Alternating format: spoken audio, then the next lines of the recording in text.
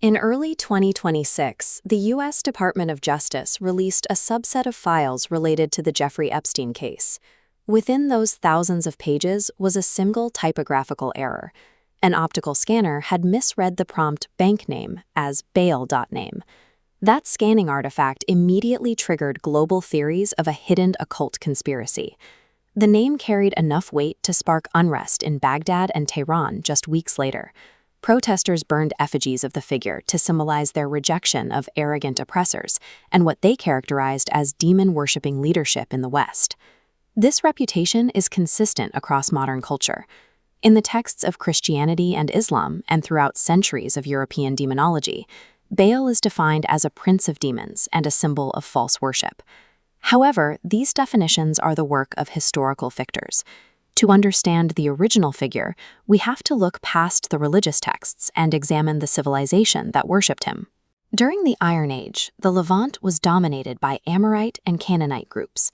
While neighboring empires often described them as nomadic outsiders, these were influential regional powers with complex legal codes and a deep cultural legacy. The early Israelites lived alongside these groups, sharing a geographic landscape and a Northwest Semitic linguistic heritage. In these languages, Baal functioned as a common noun, meaning owner, master, or husband. Early Hebrew records suggest the title was applied to the Israelite god, Yahweh, before the two religions were strictly differentiated. Specific proper names from the era reflect this overlap. David's son was named Baaliada, meaning the Lord knows, and the name Baaliah combines the two deities directly to mean Yahweh is Baal. This overlap became a point of conflict as Israelite identity moved toward exclusive monotheism. To establish Yahweh as the sole authority, religious leaders worked to discredit the Canaanite pantheon and the name associated with it. This tension is captured in the account of the prophet Elijah on Mount Carmel. In the narrative, Elijah challenges the priests of Baal to prove which deity holds authority over the weather, a contest that ends in the execution of the rival priests. The biblical condemnation marks a significant theological transition. The struggle was a targeted effort by Israelite writers to reject a primary religious competitor. For millennia, our perspective of this god was limited to the accounts of his enemies. This changed in 1928 with the discovery of the lost city of Ugarit on the Syrian coast. Tablets found at the site reveal that Baal was the honorific title for Hadad, a warrior god who commanded the lightning and the wind. This iconography highlights the god's function in the ancient Near East. Because the Levant lacked the massive rivers of Egypt or Mesopotamia, agriculture relied entirely on rain. The god of the storm was the provider of life for the entire region. The Baal cycle epics depict him as a hero.